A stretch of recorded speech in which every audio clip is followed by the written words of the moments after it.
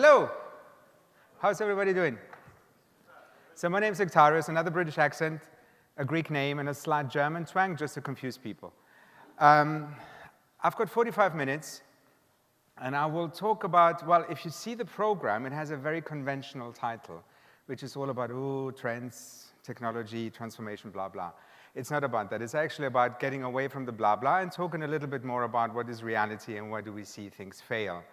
And I started using the hashtag FinTech fossil because I've been doing FinTech before it was a hashtag. This is me 7.5 years ago. And this is just to give myself a little bit of credibility. At that point, I was working for Swift. I was head of asset servicing, and I was sitting at my desk looking at numbers, and I was bored to death. And that's after having had a career in mainly back office, capital markets, sexy stuff, corporate actions. But I enjoyed it. But then I had a call from one of my colleagues, which was a little bit of like somebody's calling you when you're a child and say, do you want to run away from home and join the circus? And I did. So I joined something called InnoTribe. And the reason I talk about my journey is not because there's some sort of ego trip going on here, but just to show you how I've been through a period in my professional life where I've seen a lot of these things change. Everybody, of course, knows Swift. I'm making an assumption here. If you don't know Swift, let's have a chat during the break. But post-financial crisis in 2008, the CEO at the time allowed this team to emerge within the organization to look at innovation in financial services. I mean, joking aside, Swift is a cooperative, it's not for profit. Most financial institutions are members of Swift. So we saw this as our responsibility to bring all this new stuff that was happening on the outside into the industry and educate people. So the group was called InnoTribe. We started with thought leadership. If you go to Cybos, InnoTribe is now a real part of that large exhibition. But at the very beginning with InnoTribe at Cybos, we were allowed to have a tiny little space about a mile away from the main conference. But at that point, we started talking about things that are now commonplace. So we started talking about big data in 2012. We had somebody from the Bitcoin Foundation on stage before people started jumping on the hype. In 2013, we published something called the Digital Asset Grid. And guess what? If you look at it now, it looks a lot like DLT, distributed ledger stuff. So for us, thought leadership was really important. The second thing we did with InnoTribe was trying to find the right people within the industry who actually get it. And at that point, there weren't any heads of innovation. There weren't any heads of digital. There were people who had a day job, and they were really interested in changing the organization and trying to find out how to take new technologies, new business models, and actually see how they make sense for the business. And we started building this network of people. So within the first couple of years, we had about 1,500 people that we knew who had some sort of innovation-related appetite, but also little by little remit. And we said, okay, we've got the industry people, now how do we get the startups? Because the startups are the ones who bring all this new stuff. And we looked around, people in the valley, they do competitions. Why don't we do a FinTech competition? We didn't call it that because that word didn't exist yet, right? So we called it the InnoTribe Startup Competition, which was an experiment. Let's see if we can attract startups that actually want to pitch in front of the bankers to see if that resonates. We did this as an experiment in 2010. We grew it into something bigger in 2011. And by 2012, it was a global process with showcases in London, Singapore, and New York. And the best of the bunch, we flew to Cybos, wherever it was. And does anybody in the room know a company called TransferWise?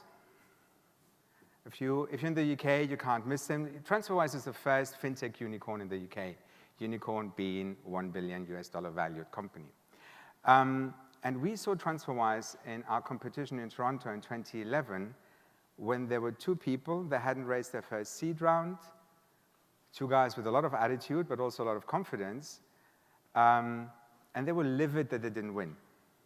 Because the question that we would ask the judges was, how relevant is this company for the future of the industry? TransferWise do peer-to-peer payments cross-country. So it's not relevant for the survival of the industry, but it's a really good business. So we thought, okay, what do we do with these companies? The competition is just a light touch engagement. Maybe we should do something bigger with them. And again, looking around, people are on accelerators. Maybe we should have a financial industry accelerator that services the needs of the wider industry. So we started looking at how to do this. And we were smart enough to say we shouldn't be doing this ourselves. And we found this company called Startupbootcamp, who was already building accelerators in Europe, and Swift is based in Brussels, so it was an easy conversation. So we wanted to work with Startupbootcamp to launch the first financial services accelerator, which would have been Startupbootcamp FinTech. Now, we all have a corporate background.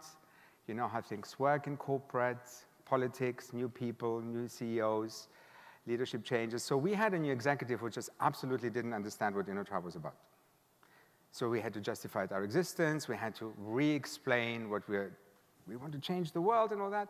And that didn't work. So within the space of 4 months, we pretty much all left. I delivered my last competition, which was Cyber Dubai in 2013. And then I joined Startupbootcamp to do it myself from the other side. So this is how I came to this. And the reason I'm mentioning this is because in that journey, those 3 years leading up to starting the first FinTech accelerator program out of London for us, was this recognition about there's an industry who's trying to make sense of the change, but at the same time has absolutely no idea how to embrace it. And guess what? That was 2013. We're now 2018, towards the end of the year. How much has changed? You saw the poll. Some of you say your transformation activities are pretty good.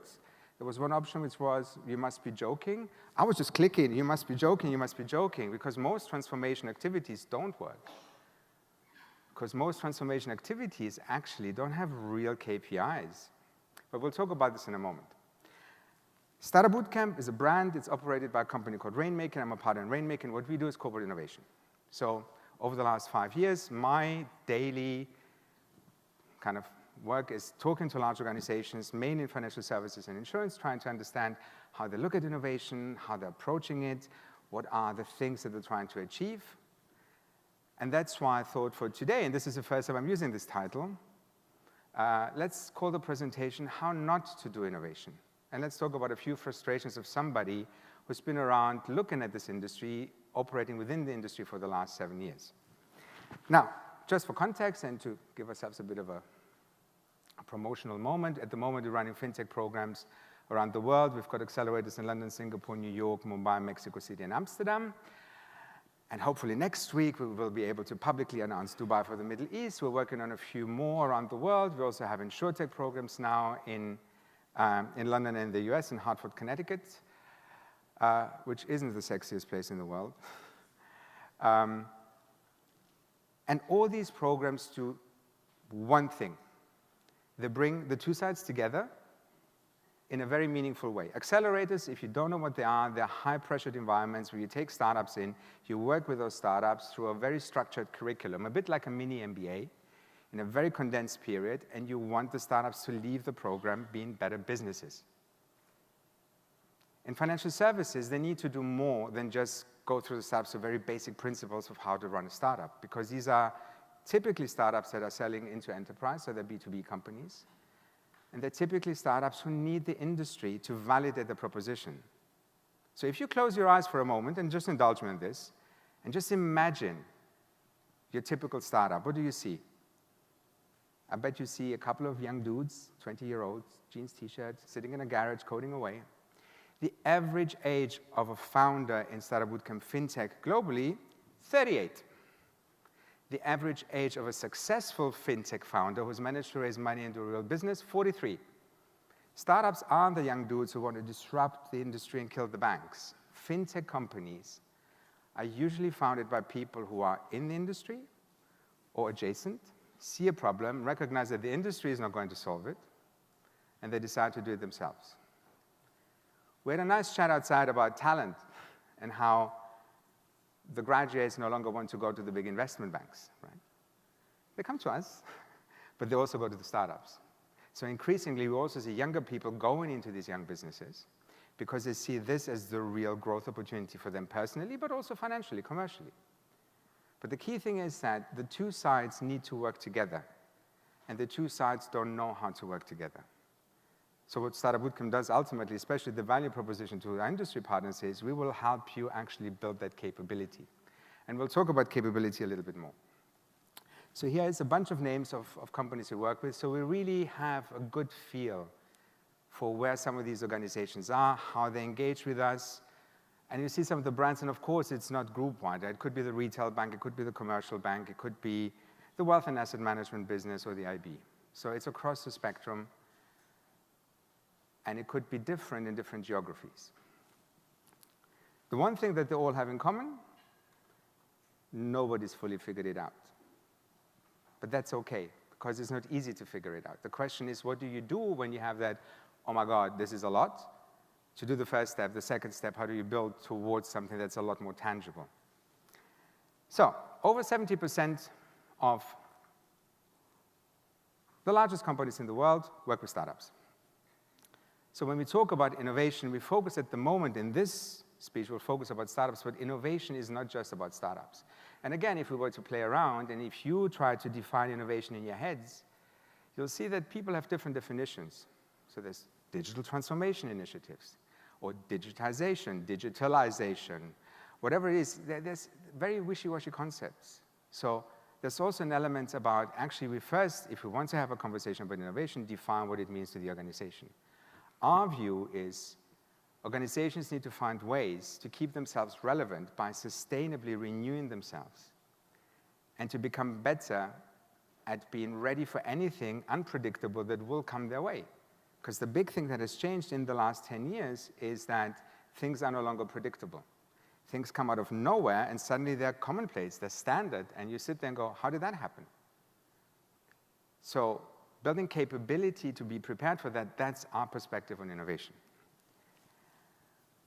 The quote that's up here, I'm not going to read it, take your time, but ultimately what we're saying is that we see a lot of startups, but we have absolutely no idea how to deal with them, what to do with them, how to measure success, etc. And this is one of our partners who has been with us now for 4 years, but there are a lot of other organizations who are in similar positions.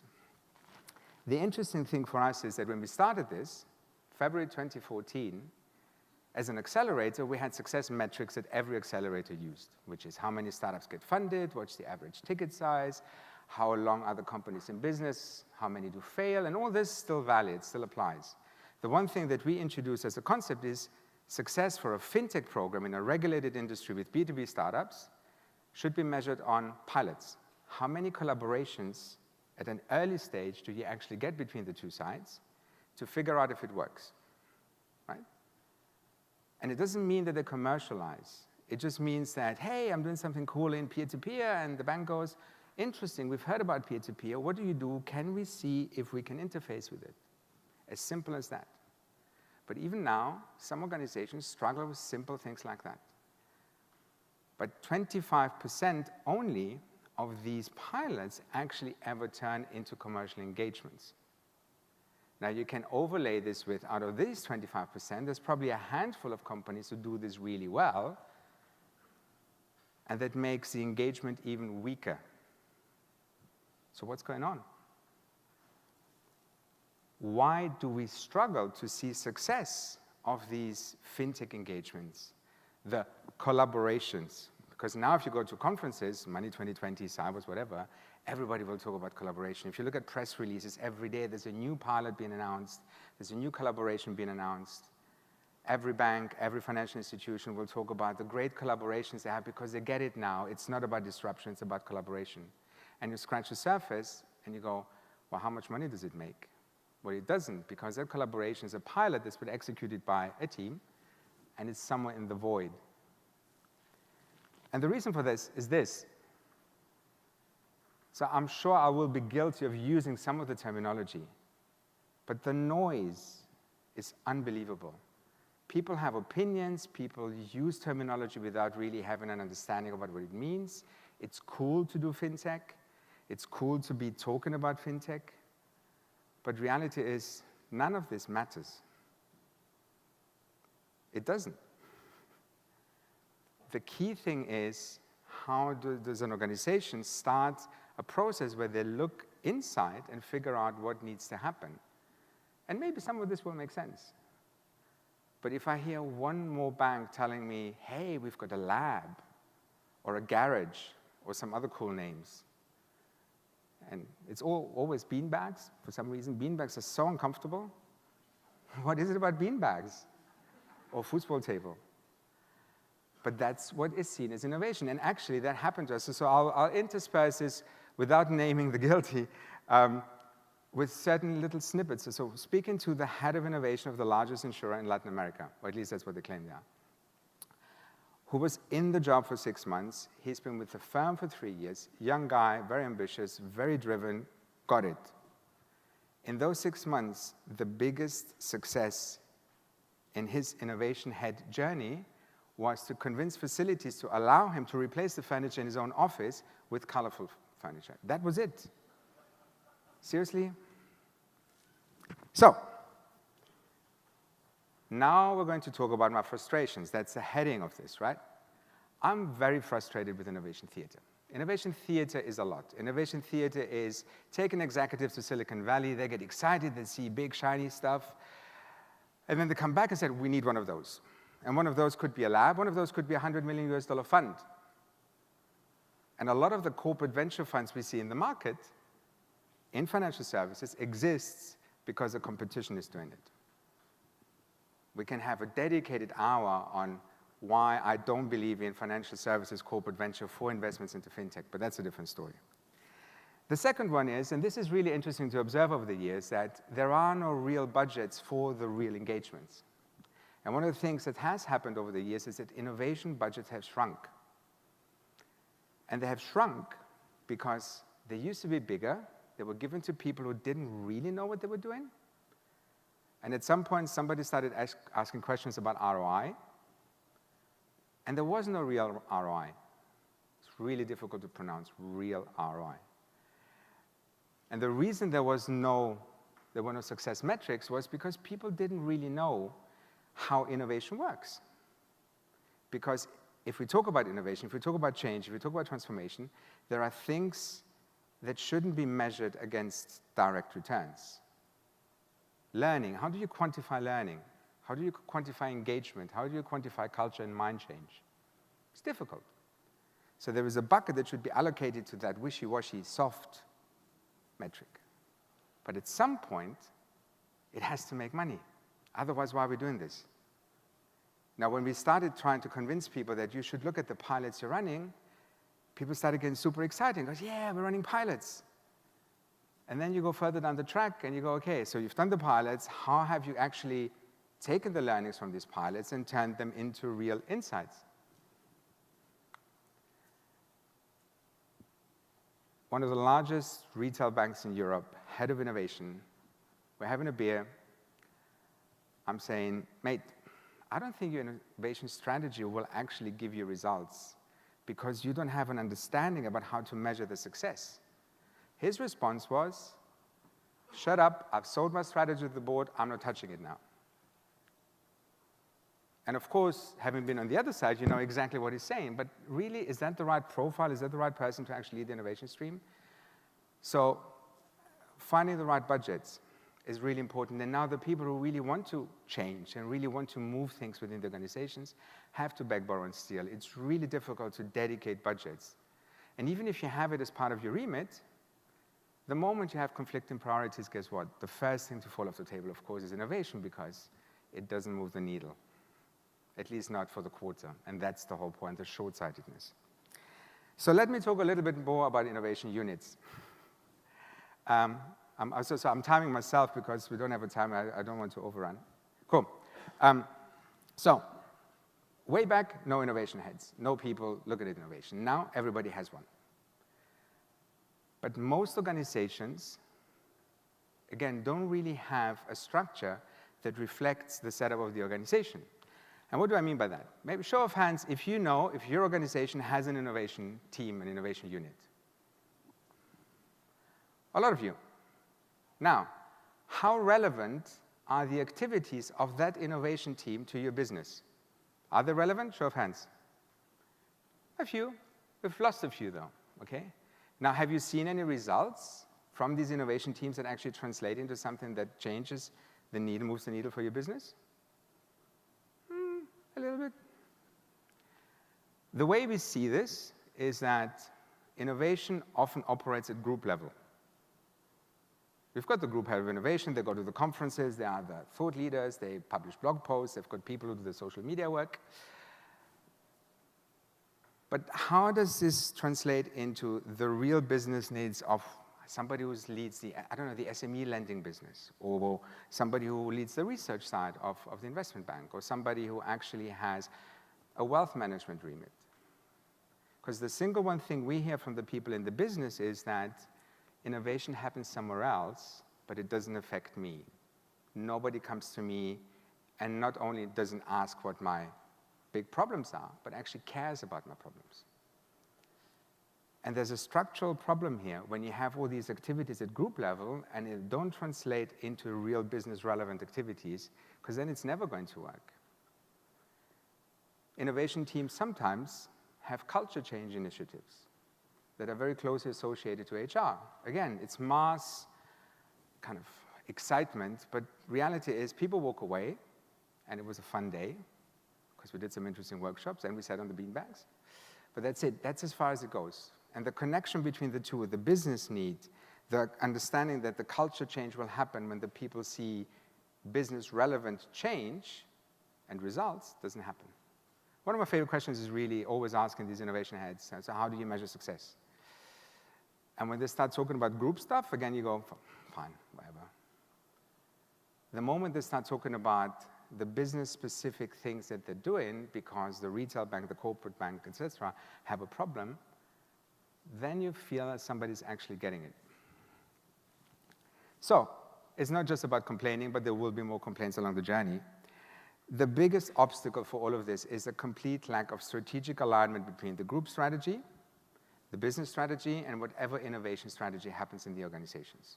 So when we get the chance to talk to people, we force them to have a strategic conversation with us, which is frustrating because we don't see ourselves as strategy consultants. We want to execute. We started our business by saying, we leave the strategy to the guys in the suits, and we come in and we actually help you translate all that and do it. Now, we once lost a bid for a very interesting project to one of the big consultancies.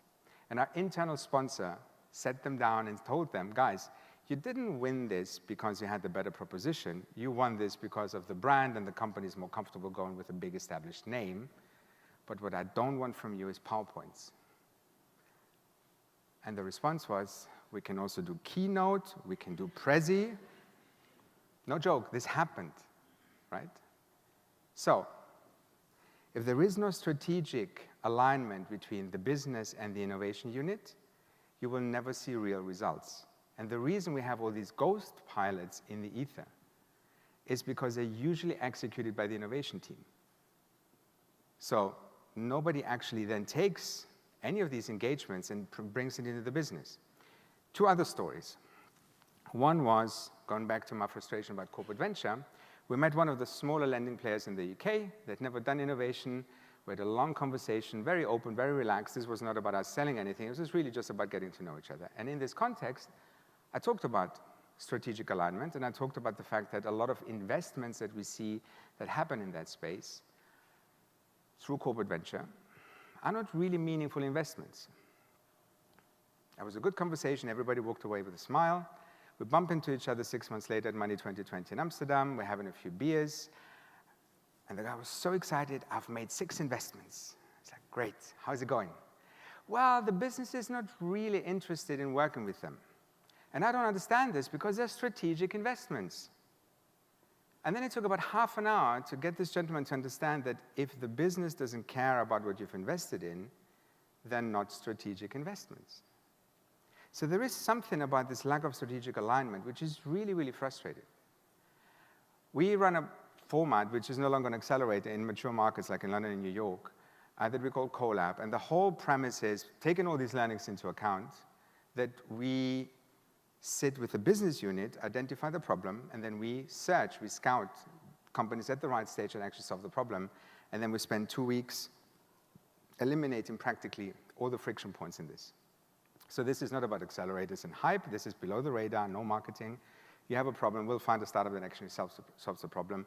But then we need to work with the head of the business who owns the problem and has the budget to solve the problem, who then have to bring in their relevant procurement person and their relevant IT architect and everybody else who has the right to say no, to eliminate all these things. So our entry point into this conversation with one of our partners was the innovation team.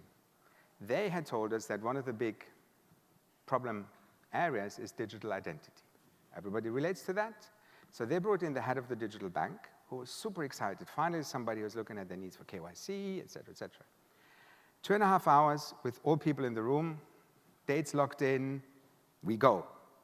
Then the head of the digital bank leaves, and the head of innovation says to us, we don't really care about digital identity, we're more interested in alternative lending. And there was such an insight in the disconnect between the two layers. In the end, we managed to pull it through, but it was so frustrating because we knew that the guy with the KYC problem really had a problem. So that strategic alignment is for us the premise for everything. If it doesn't happen, then most initiatives will not succeed. Dedicated budget is important.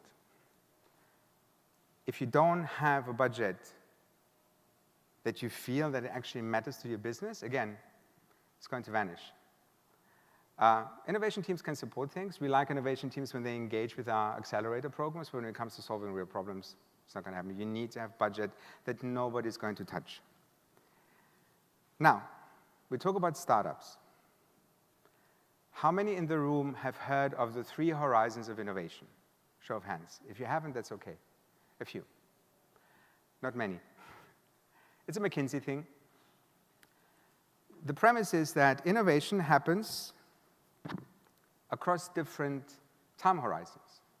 So there are things that are happening now outside that may be relevant to you for the next 12 to 18 months, which is Horizon 1, 18 months to 3 years, which is Horizon 2, and anything beyond, which is Horizon 3. Right? So, to translate this, there's some low-hanging fruit, there's some stuff that will take longer, but it will materialize in a foreseeable time frame, and then there's the crazy stuff. But you cannot afford to focus on one or the other. You need to have a portfolio.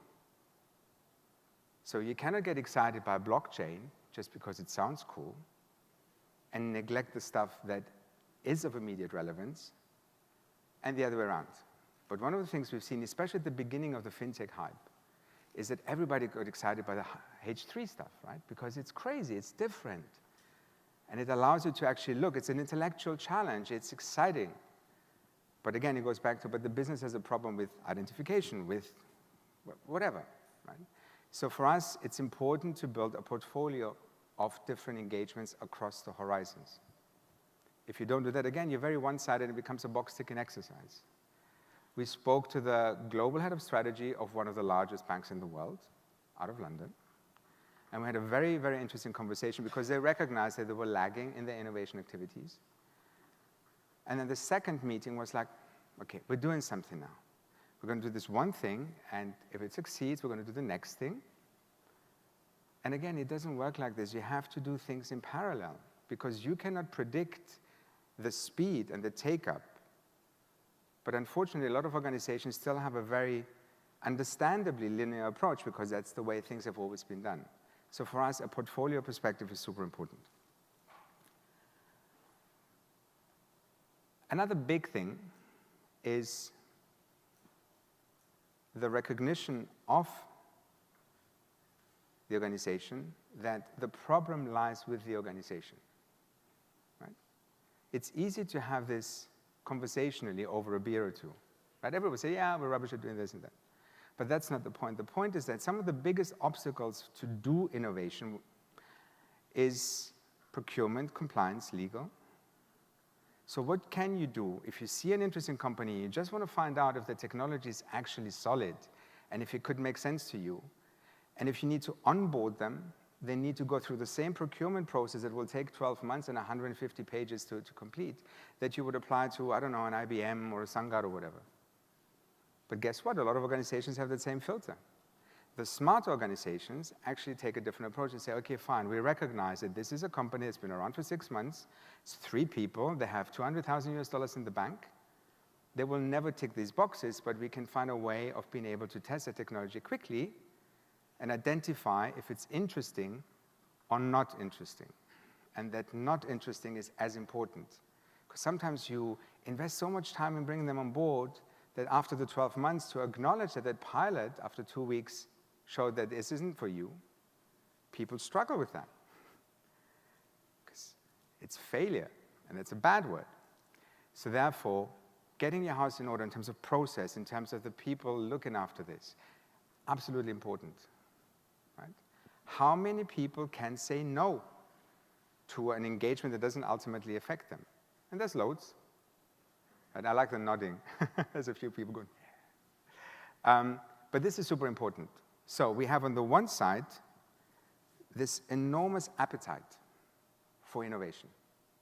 Everybody in the organizations gets excited. They want to see stuff. They want to talk to startups. It gives them a good feeling. But at the same time, there's a complete lack of capability to do something.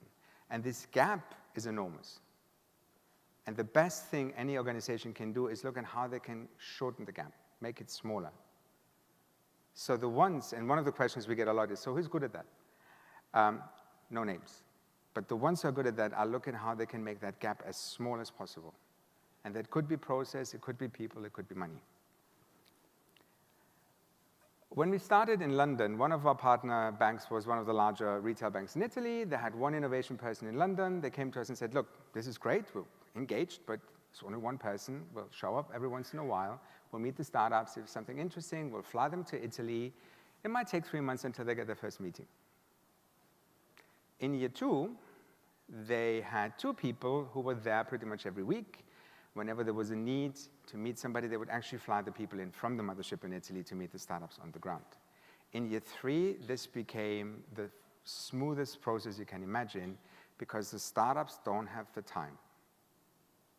But that recognition that good companies just can't afford to wait for your lengthy processes is also important. So if you really like a company, and especially if they are more mature and actually have a real solution that could help the business, don't assume that just because your calendar is busy for the next 6 months that they will sit there and wait because you've got the big brand. One of the questions we always get, because we ask people, competitive organizations, to sit at the same table and sponsor the programs, is like, so what happens if one of our competitors can move faster with one of the companies we would like to work with? I say, well, we'll encourage them because the only thing we care about in this context is the startup, and they don't have the time. So if they're better at engaging, they're faster, good. They're not going to wait for you. And if, guess what, if out of the partners around the table, you're all slow, and there's another bank outside who wants to move faster with the startups, of course they can, because the startup, it's a business, and they need to grow fast. That's the whole point. So, slight change of perspective. And let's not forget that for this, partnering doesn't mean that the large organizations defines the terms. The companies that come to us are not looking for a quick exit. They're not looking to be bought by the banks. They're looking to sell into the banks, but they want to be seen as a serious provider. They want to build a business. If we go back to the age of the individuals who we typically work with, they've built businesses within the large organizations, or they're serial entrepreneurs that build businesses, full stop, right? So they don't see themselves as a tiny little fleck on the horizon of a bank. They are in this with as much investment and kind of risk, or actually more risk, and therefore they want to win. So the whole win-win is really important. And sometimes the attitude is unbelievable on the industry side. So for us, it's super important to just talk about this, and maybe we can get people to change perspective slightly. And guess what? If those two sides win, then the whole industry actually benefits from it. So it's a journey. It's a journey also in my time. Okay, good. When I say it's a journey, it doesn't happen overnight. It's not easy. Nobody says it's easy, right? But also, there are no shortcuts. You cannot bypass certain things. There is a period where you need to learn, and you need to operationalize and measure the learnings. There is an element of bringing the organization on board from a culture perspective and a mind perspective. And at some point, you also have to look at how is it going to make money. And you can't skip some of these steps. They're all intertwined. And they have to happen sometimes in parallel. So a lot of it is really about instilling this mentality of patience, humility. Patience is fascinating, right? There's all these people now in the market saying, hey, this blockchain thing, everybody kept talking about it last year, this year, but guess what? Reality is that we haven't seen anything happening. You go, guys, we've seriously been talking about blockchain maybe for 3 years, right? It takes longer for somebody to get a promotion in a bank. So what's with the impatience? There are consortia on working on things. There are people who genuinely started building solutions. I don't know if you've been following the press. JP Morgan has got 70 partner banks to do some cross-border payments on blockchain. So there are things that are happening, but it takes time. Of course, it needs to be solid. It needs to be enterprise-proof, right? So an element of patience is really advised. And one that is probably very pertinent to this audience is, yeah, FinTech, it's all for retail banking, right? Or it's apps, it's peer-to-peer, whatever. It started with retail banking, granted, with payments, simple solutions, and when we went into lending, and then we started seeing the first robo-advisors, so the democratization of investment. But the majority of things we see now are absolutely not retail or payments related. We talk a lot about, and I'm sure if you follow kind of the industry innovation conversation, talking about the kind of unbundling of the bank and looking at the stack and looking at where people are playing. The key thing here is that no matter how you slice and dice it, asset management, investment banking are as much benefiting from startup solutions already as other parts of the industry. We don't see any new wallets, and we don't want to see any new wallets because nobody cares about payment wallets. I also don't care about any new peer-to-peer lending platforms. That's fine. If somebody wants to run one, you can buy them off the shelf. But hey, there are people who are building proxy voting solutions on distributed ledger. There's people who are looking how to disrupt the corporate actions flows and how to actually get this kind of private club of players in this domain to look at efficiencies and cost savings. So what we see within the domain of the audience here, we see a lot of things that are really relevant, and it's front office, middle office, back office. And some of this is translatable from other industries, because when we look at about identity, it applies across industries with certain tweaks. If we look at how you use data, how you use existing data and how you get more of the existing data, or how do you find alternative data sources? Usually when we get invited to talk at events like this, people always want to talk about trends. And I go, I can give you one slide about trends, but trends are meaningless if you don't find a way of taking any of this and figuring out how it makes sense to the organization, because this is going to change over the years. But the capability, that muscle, that needs to be there. So, final stretch. The way we look at this is, for this to work, you need to do multiple things, multiple distinct things, but then combine them. One is, we call it an innovation compass. It's practically your own strategy work, figuring certain things out that are fundamental to the business. You combine this with internal innovation activities. Innovation activities in terms of culture change and mind change, which a lot of it is about education and training, but it's also giving people from within the organization the opportunity to actually experiment and run their own things. How many of you have got, I don't know, internal competitions or idea harvesting platforms? Probably a few, right? Usually what happens with these things is people get a budget and the beanbag room, but then they're still tied to the kind of the processes of the organization. So what we like to do is like to take them out, and we take them under our wings, and we treat them like a startup in the wild. But when they come back into the organization, they've had that transformational moment. They actually look at the world differently. This is how you can take something from concept to prototype in 3 months. Commercial pilots, third element. All the experimentation, all the engagement with startups means nothing if at some point it doesn't commercialize. And for it to commercialize, it needs to be the right stage of startup, and it needs to be something that really solves a problem in the business. Otherwise, there's no point. And the last one is that startups will not solve everything. There are certain things in your organizations, in your business units, you only know about, either as a new revenue idea or as something that will solve the problem, will cut costs, will help with compliance. And there may not be a startup in the market, so what are you going to do about building that capability, but don't do it the traditional way because you don't have the time. So we have a venture builder, so we work with organizations to actually build new companies. We had a large insurer in the Nordics who was part of our accelerator program. They came to us and said, we really like Lemonade. I don't know if you know Lemonade. It's an insurance startup in the US who's been doing really well. Lemonade had no, actually I just realized by saying we really like Lemonade is a stupid statement. And they came to us and said, can you build our version of Lemonade in the Nordics? Took us 9 months. It's in the market for 6 months now, started generating revenue. So I'm overrunning. Thank you. That's my 5 minutes, right? Okay. Cool. So all this together, and I'll get into Q&A, is really, really hinging on that initial strategy work, where you have to look at the landscape in a different way. Look what already exists. Look where you can already get off-the-shelf stuff, and this is just an example. And then figuring out if you can partner with a startup or if you build it yourself. So the collaborate versus compete. You take this, you overlay this over the 3 horizons, and suddenly you have an innovation portfolio that is really aligned to the business, and then the whole thing starts making sense. But to get to this point, it requires that insight that we need to start somewhere, and that means not starting with the noise. What is your recommendation when you're going from one phase to the other? Have you got any areas where you've seen, real success? If you run a proof of concept just for the sake of running a proof of concept because somebody had a great idea, you're wasting your time.